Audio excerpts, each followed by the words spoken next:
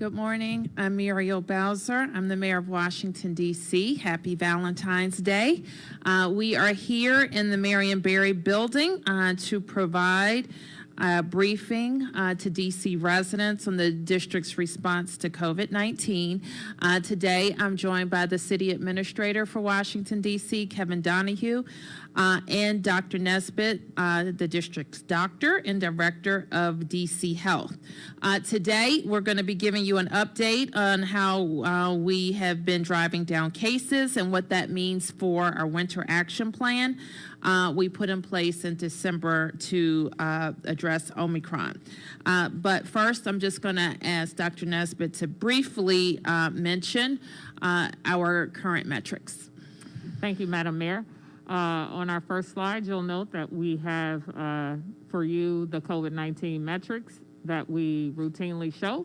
Our 6 key metrics that are posted every day on coronavirus.dc.gov. You will note that 5 of the 6 key metrics are improving.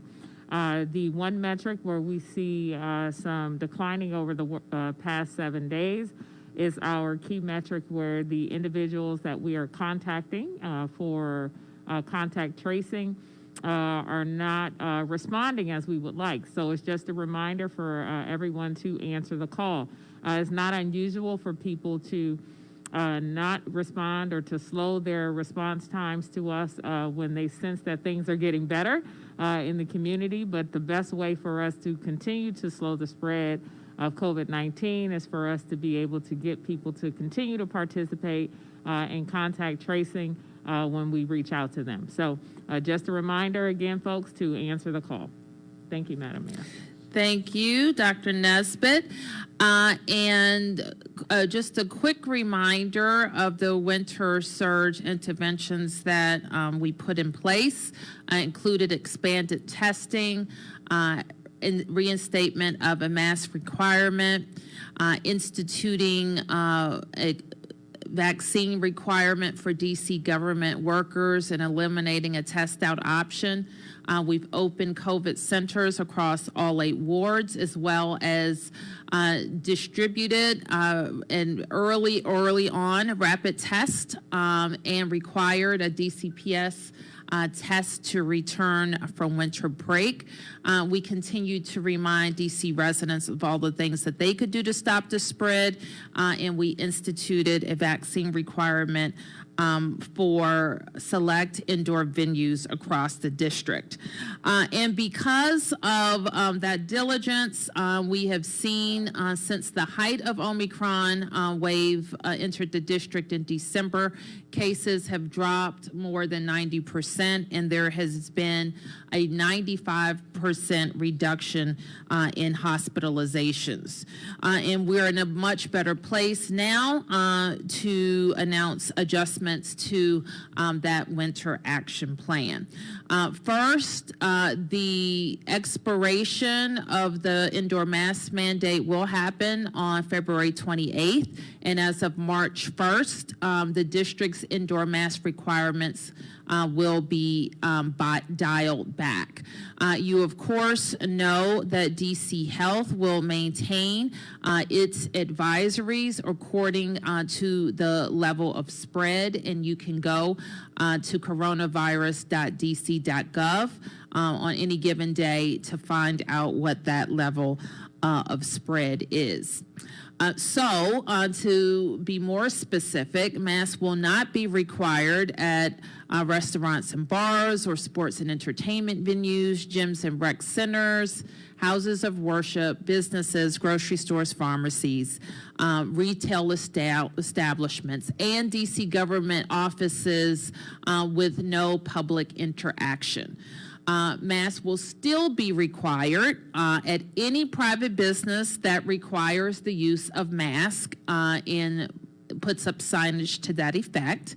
Masks will still be required at schools, child care facilities and libraries, congregate facilities, nursing homes, assisted living facilities, shelters, dorms, and correctional facilities, healthcare and medical facilities, public transit, taxis, and rideshare vehicles, and DC government facilities with direct interaction between employees and the public. As an example, our DMV service centers and DHS service centers, to name two. Additionally, beginning tomorrow, February 15th, as you know, the limited public health emergency that I put in effect in December expires, as will the requirement for indoor venues to verify that patrons are vaccinated. Again, businesses may choose to keep vaccination requirements in place at their establishment with appropriate signage. We in DC Health and Dr. Nesbitt have highlighted the importance of boosters. We will continue as a government to do everything that we can related to public education and access to booster shots, easy, free access to booster shots at our COVID centers. And so I wanted Dr. Nesbitt just to put in her word about how boosters have helped during this Omicron wave. Yes, thank you, Madam Mayor. It's extremely important for everyone to understand how highly effective our vaccines remain.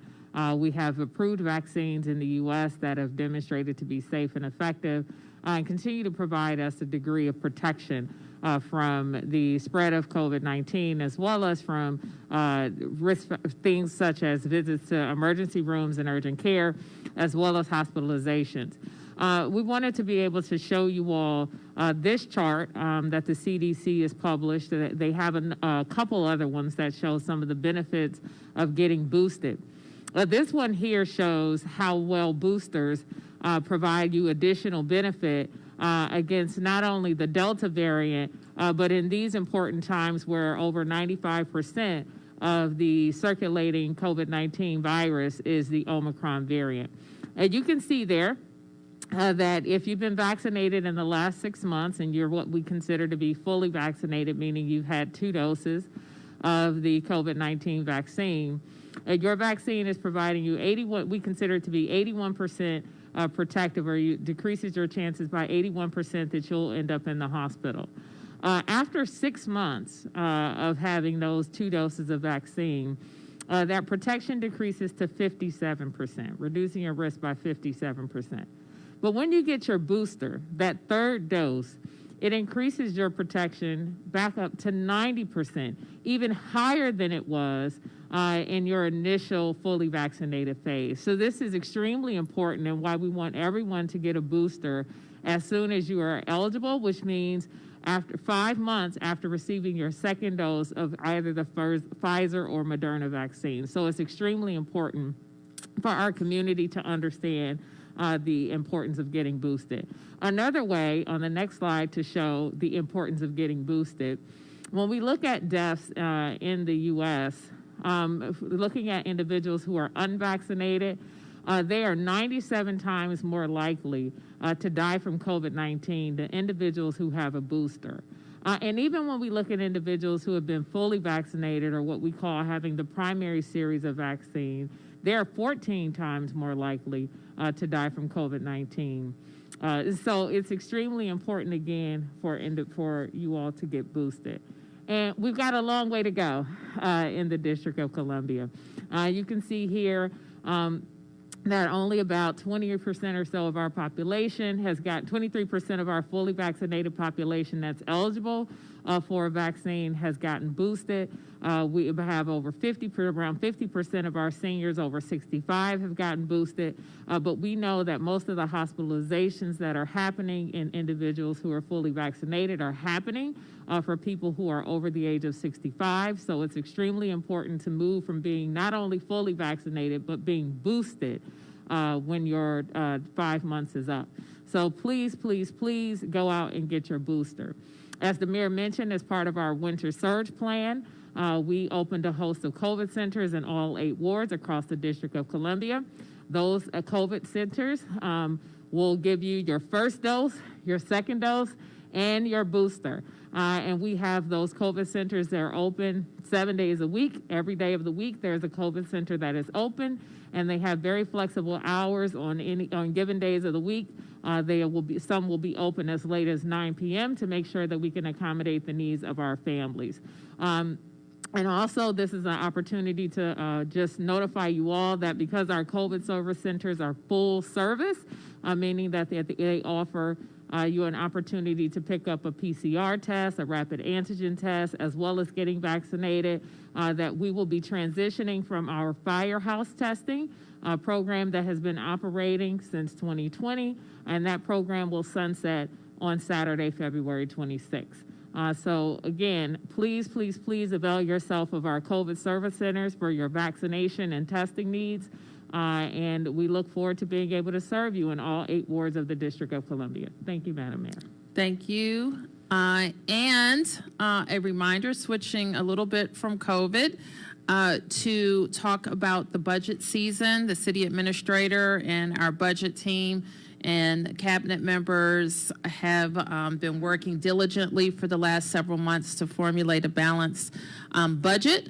And a big part of that process is me hearing directly from DC residents. Last week, I had our annual telephone town hall with DC seniors. 5,000 people called in and stayed on the phone for an hour and watched on Facebook and watched on Channel 16. So we invite you to also watch live and participate at the citywide budget town hall at budget.dc.gov. The program starts at 6 p.m. and you again can participate virtually by going to budget.dc.gov. But please RSVP prior to that. Also at budget.dc.gov to learn more. We're also very proud to open, to break the ground this week at St. Elizabeth's East. I will be joined by the team at Universal Health Services, George Washington University, Children's National Hospital, our DC government team and honored guests for the groundbreaking and naming of the new hospital at St. Elizabeth's. We're obviously very proud that we have made this progress, and this is a big investment in the healthcare system for the district. So with that, we'll answer your questions.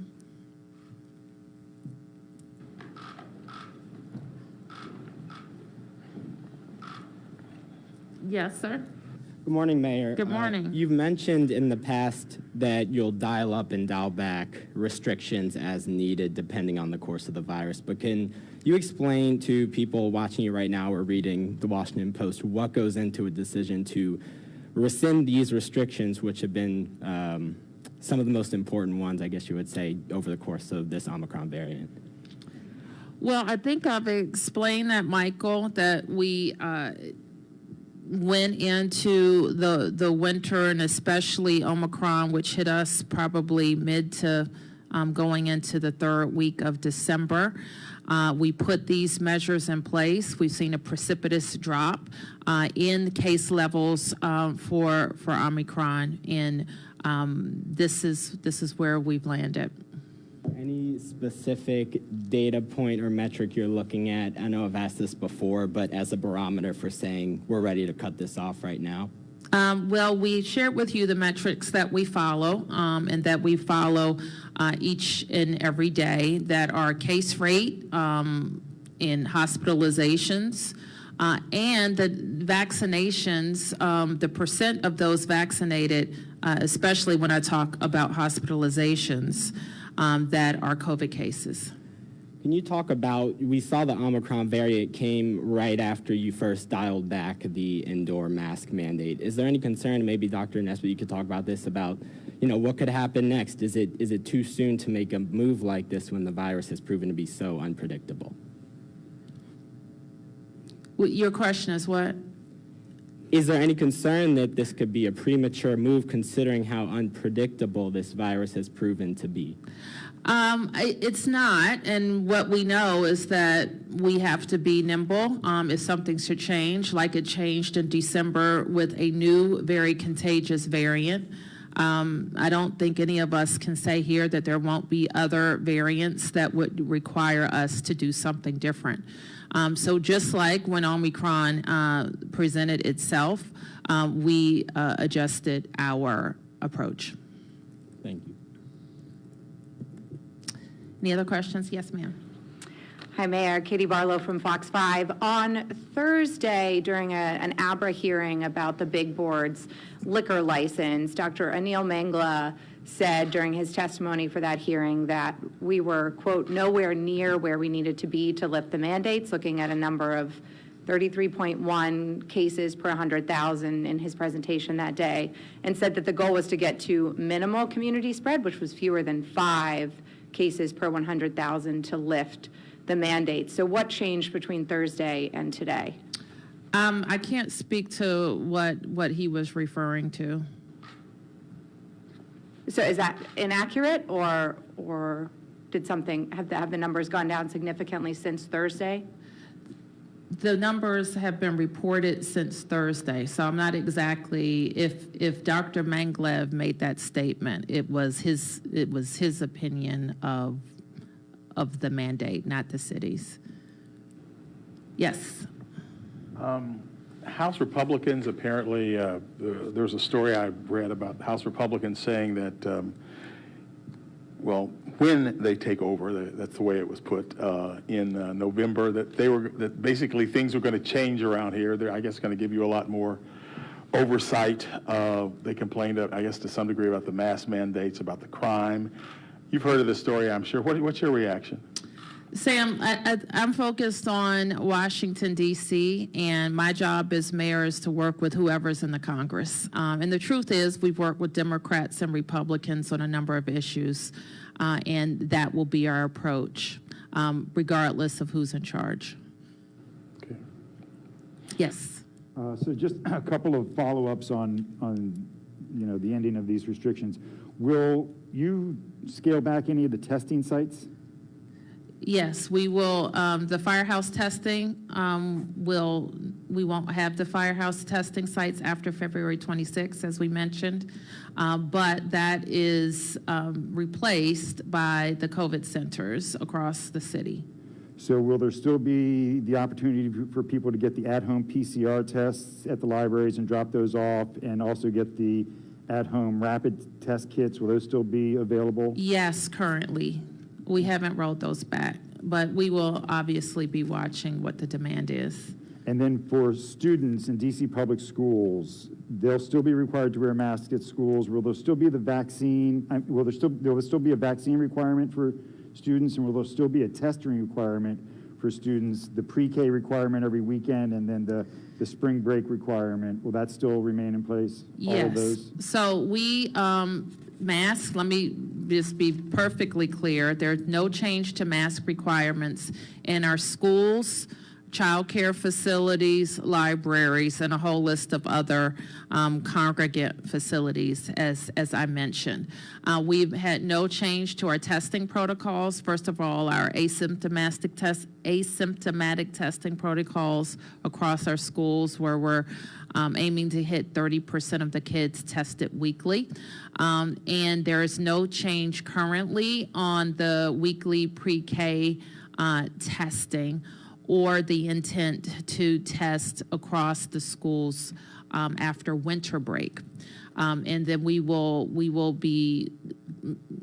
monitor what we need to do post-spring break. And the vaccine requirement for DC government employees and DC healthcare workers, do those remain in? Those remain in place. And as does, I didn't answer fully, as does the mandate for children, which is legislated, as you know, and mandated by the council. And so let me ask you, what do you say to people, and we're already seeing on social media, some people are applauding this, other people are saying, this was the only thing that made me feel safe about going out in the district. And then back to the big board, what do you say to a business that is defending its right to stay open, and now you're, because they pushed back on this, and now you're going to remove this mandate starting tomorrow.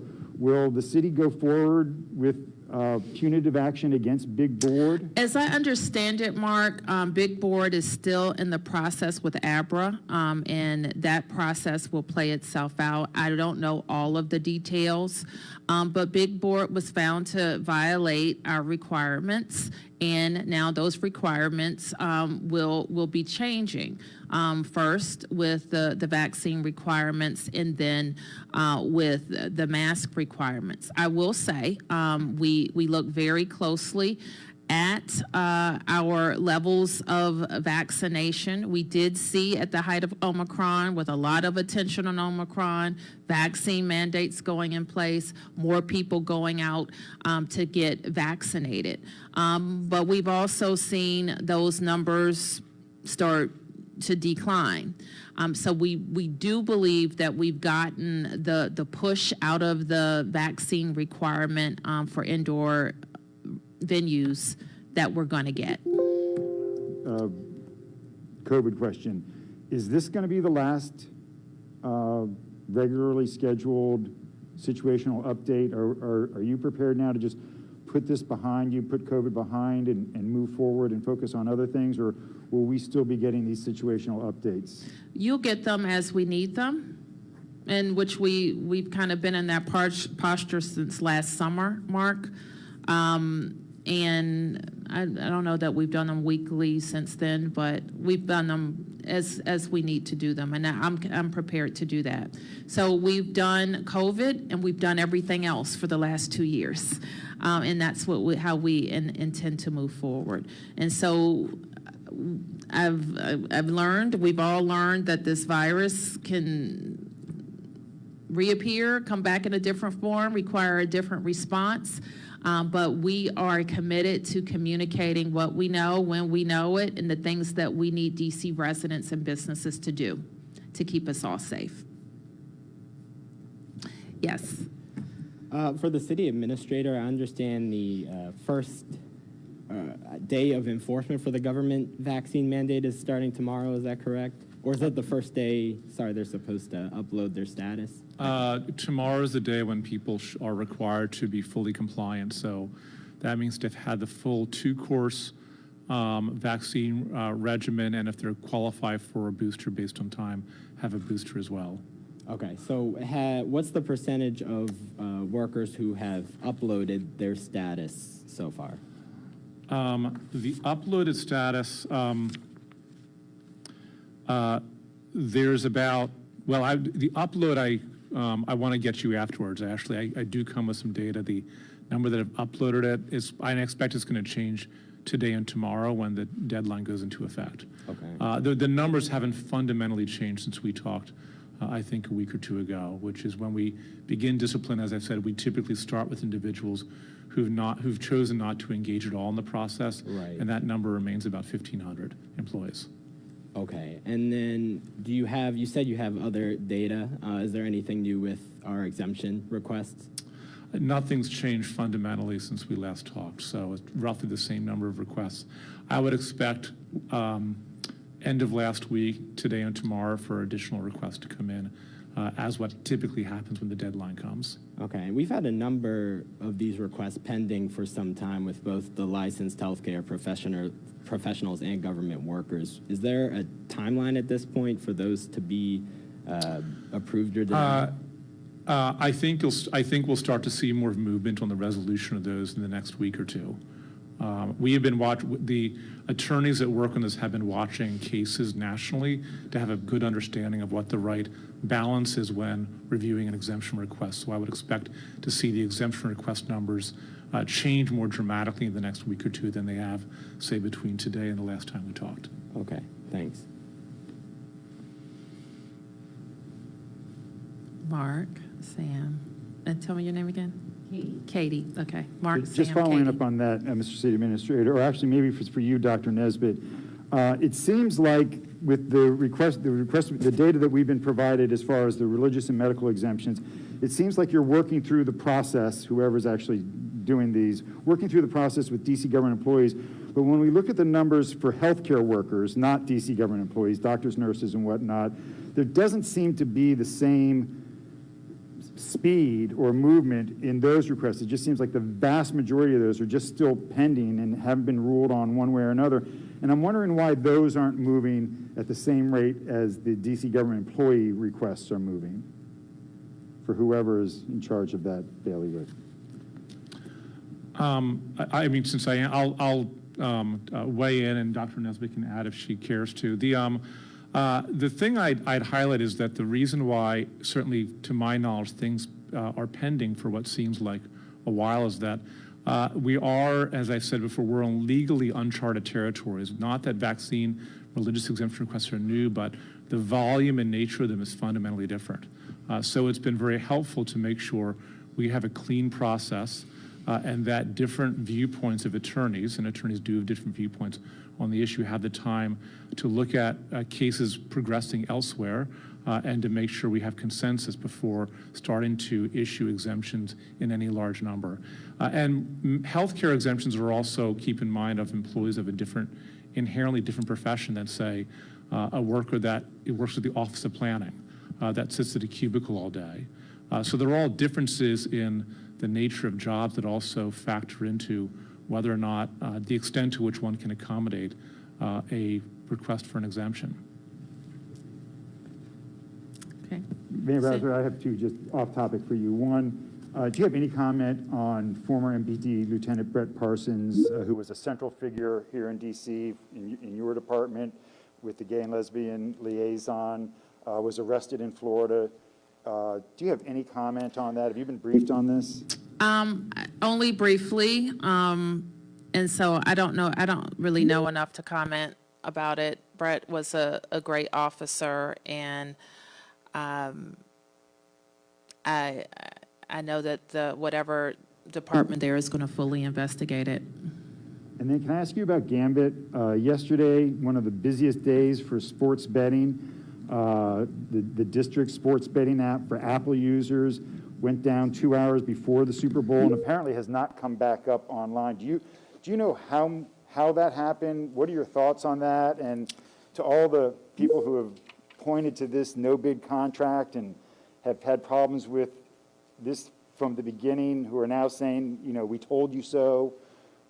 What do you say about this? I mean, I really think that that's a conversation I have to have with the CFO. I think you know that the independent chief financial officer for the district manages that contract, and I'm going to have to get some answers from them. What are you looking for? I mean, what have you been told? And again, just to the I haven't actually, they haven't briefed me at all. And so I expect to get that explanation. Obviously, if we're going to have any system in the government, including for sports betting, people will have different opinions about sports betting. It should work, and it should especially work on the biggest sports day of the year. And so I will be looking for that explanation. I expect that the council that has oversight over the contract and, and how it works will also be looking into it. Thank you. So, Mayor, I was just interested in tolerance for COVID. I guess we're almost like 2 years into this. Mm-hmm. And just as I think last time I asked Dr. Nesbitt or you gave some information, it was that basically even with the drop in the Omicron variant, still the number of COVID cases was higher than at the peak before. And I noticed that a number of states are getting, despite the numbers, are sort of, let's say, getting rid of various mandates. Is there a greater tolerance now for this? That's my question. Well, the biggest difference is we have safe and effective vaccines, Sam. And so COVID is not as deadly as it was when, of course, last year this time. And so we need people to get vaccinated to save their lives and to make sure that the system can accommodate whatever this virus does. And so that's the biggest difference. And so we also know that people who have been vaccinated and others are wanting to get back to their normal lives and know what they need to do to keep themselves safe. But really getting vaccinated and boosted, we can't emphasize enough. Is it still higher now than it was at the peak before? It's still above where we like it to be, which is what is the term we're using? So, Substantial? Yes. So, what I'll add to that is that from a public health perspective, ideally, we'd like us to have low to moderate transmission. And as the mayor highlighted, as we shift from a indoor mask mandate in many of the environments, the DC Department of Health will continue to recommend through our mask advisory that people continue to wear a mask indoors. The majority of people will still need to wear a mask indoors until we have low to moderate community transmission, right? And we'll provide you good metrics to help you understand that. So when you ask Sam, are we low enough? Are we where we need to be? We're really wanting people to be able to see the data, the information to understand that. And that's because we haven't had enough people go out and, get their boosters to have that best protection as we would like them to, but we're getting there. A lot of the things that were put in place with the winter surge plan have been effective. As the mayor mentioned, we got a lot of movement from that winter surge plan. In the first 3 weeks from the announcements of the winter surge plan, we had over 50,000 vaccinations given. And over half of those vaccines were new people going out and getting their first dose of vaccine or getting their second dose because they hadn't finished their series. In the last couple of weeks, we've had that number go down to where 24,000 people or 24,000 vaccines were given. And a small proportion, about half of those, again, were people who were getting their first dose. But it wasn't that same boost, of that 50,000 doses of vaccine being given in that 3 weeks when we really kicked off the winter surge plan. So it's always a good opportunity, again, for us to get people to remember that, as the mayor said, vaccines are our most effective tool. They're safe, they're effective. They're what's going to keep you out of the hospital. It's what helps protect our healthcare resources so that we don't have our hospitals overwhelmed with people who have COVID and need to be on ventilators, so that in the unlikely event or unfortunate event that we have someone having a heart attack, they can get the care that they need, right? Or we have people who have to have surgeries that may require them to need a ventilator after their surgery, they can have those surgeries, right? So we have to be mindful that there are other healthcare needs in our community, and we want to make sure that those things can take place and occur as well. Quickly, Yeah. Mayor, has there ever come a time where Dr. Nesbitt recommended that you boost something and you said, no, it'll be too disruptive to the community? Has Dr. Nesbitt asked me what? Has there ever been a time when Dr. Nesbitt, based on her health knowledge, recommended that you do something and you said, no, I don't think that'll be too disruptive to the community? I said no because I thought it would be too Yes. disruptive. Yes. We followed DC Health's advice.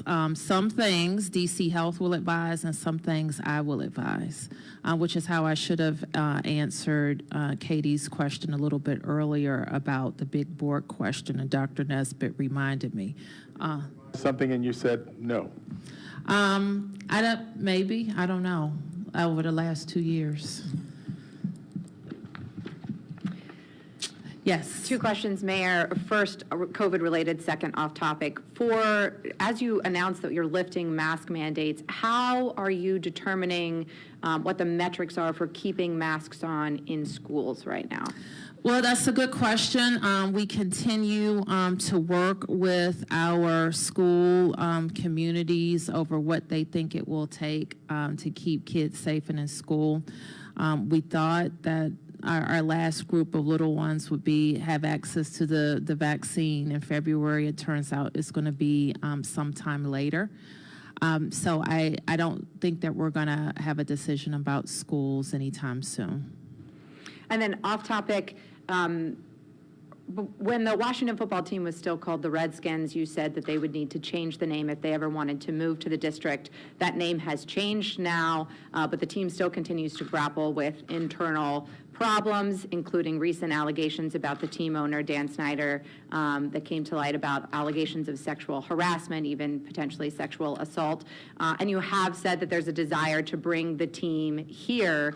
The name has changed, but a lot of the cultural issues they're still grappling with the team. So do you have a comment on still wanting to bring the team here despite all that's still ongoing? They're still owned by Dan Snyder, and these new allegations are still surfacing, and they, as of today, appear not to be complying so far with congressional requests into the internal investigation. Well, I can't say I've paid a lot of attention to that recently, other than to say we've always been focused on getting control of the land at RFK, which we think the situation there is abysmal. We have a stadium that's falling down, surrounded by asphalt, when this city is in need of housing and other amenities. So we're very focused on that. Second, we have always been very clear that we want the Washington football team to play in Washington, and we will continue to pursue the best way to get there. Considering an investigation happening at the Congress, we would definitely not be supportive of anybody not answering the Congress's questions, especially on matters as serious as these allegations. I had the occasion to tell somebody who really fought for the name change, and the team owner then said, never would the name change, and we've seen the name change. Others have said never will we see the culture change. And so we know that these things can happen with the appropriate amount of pressure.